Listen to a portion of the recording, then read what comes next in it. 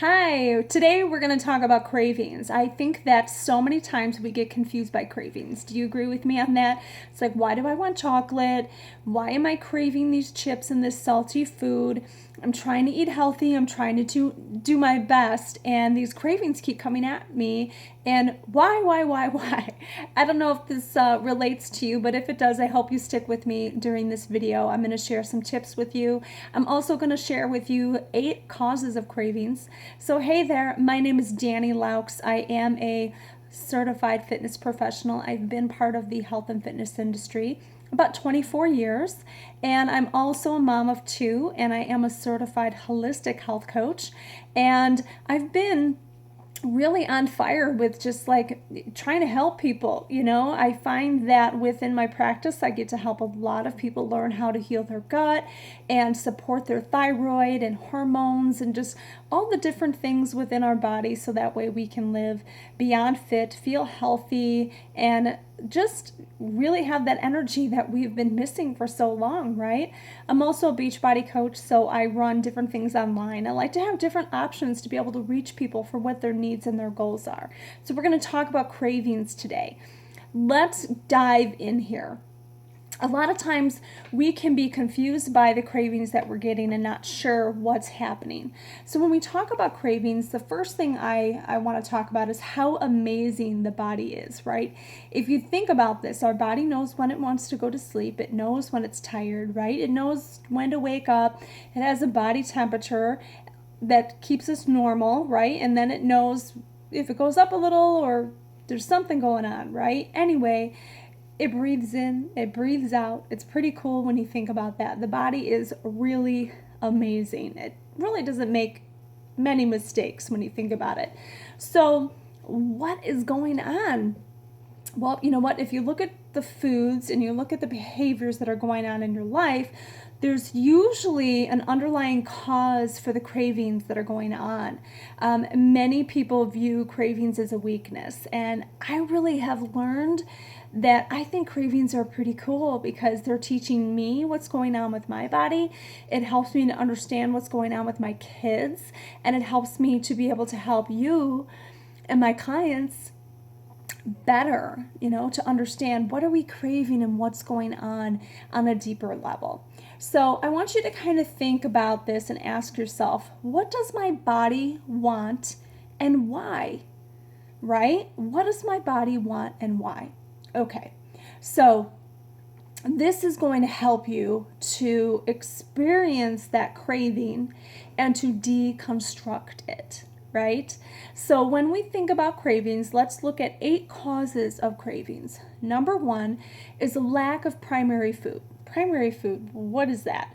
Well, when you think about primary food, this might be that you're dissatisfied with a relationship, or you're having an inappropriate exercise routine. So maybe you exercise too much, or maybe it's too little, or maybe it's not the right kind of exercise for you. Okay? Maybe you're bored or you're stressed, you're really uninspired with your job or career, looking for something else. You can also be lacking with your spiritual practice. And a lot of times this can cause emotional eating. So eating can be used as a substitute for entertainment. It can fill a void for one of these primary foods. So again, looking at our relationships, looking at our exercise, looking at our career or our job, and looking at our spirituality and where we're at in life is really looking at primary foods. So secondary foods is the foods we eat. And that's usually when we're missing something on a primary level, we get cravings for the secondary foods, the foods we're actually consuming and eating. So that's number 1, to think about that. Number 2 is water. And the lack of water can really be sending a message to the body that you're thirsty and that you can be on the verge of dehydration. So dehydration can manifest as, I'm a little bit hungry. So really the first thing to do that works great is drinking a full glass of water. And not only even for food, but what I have found is I remember when I was younger and my mom was quitting smoking. She told us one of the things she learned was when she had a craving for a cigarette, she would just go to the faucet, she'd drink a whole glass of water down, and that would help her. And that stuck with me as I grew up, had my own kids, and looked at, really studying health and nutrition and helping other people. So I think that's pretty cool. So excess water can also cause cravings, so be sure that your water intake is really well balanced. If you're getting in um, enough ounces throughout the day, what you can do is take half of your body weight in ounces and shoot for that. Some of us need a little bit more than that, but that's a great place to start. Okay, number 3 is a yin and yang imbalance. And sometimes people hear that and they're like, I don't know, that's kind of weird. But how I understand it and how it really helped me was I look at it as certain foods have more yin qualities, or what we call expansive. And this is what I learned and studied. While other foods have more yang qualities or contractive. So eating foods that are either extremely yin or extremely yang can cause the cravings because it's trying to balance out. So your body knows what it needs, right? So it's going to try to balance out and either want more salt or more sugar, okay, based off of what you're eating currently. So for example, if you're eating a diet too rich in sugar or yin, this can cause cravings for meat or yang, okay? So eating too many raw foods, which would be yin, may cause cravings for extremely cooked or dehydrated foods, or vice versa. So that's to give you a little bit more of an idea about that. Number 4 is inside coming out. What is that? Well, when you think about inside coming out, oftentimes our cravings are coming from foods that we've recently eaten, or foods that our ancestors ate, or foods from our childhood. So a clever way to satisfy these cravings is we can eat a healthier version of those. So maybe you're sitting around the table and you're used to thinking about the foods that you had when you were growing up with your family, and now you're married and you're trying to eat healthier and you're eating the food, but you're still craving something else. Sometimes it could be because you remember what you ate when you were growing up and what that meant around the table to you. So that's why if you learn to make a healthier version of that, you can still have that food, but now it will be better for you, and that can help in that inside coming out craving. Okay.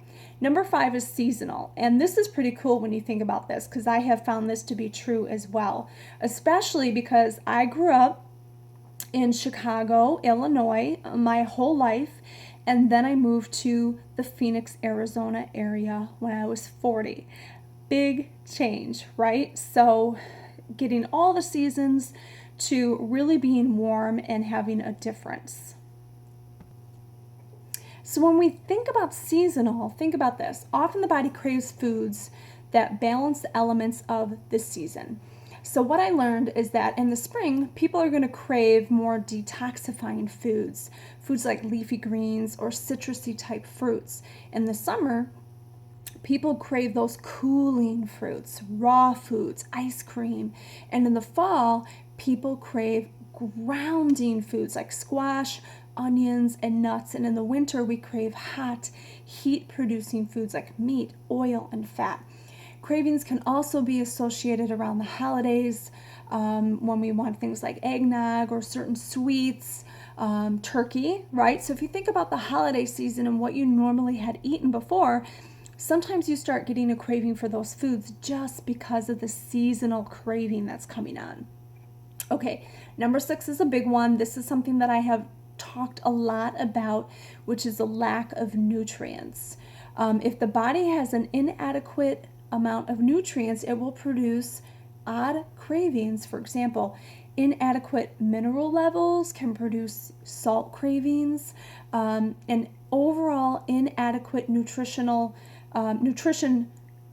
is going to produce cravings for non-nutritional forms of energy. So what that means is things like caffeine, things that are going to keep us going. So it's like, oh, I need coffee, when you're really lacking an adequate amount of nutrition.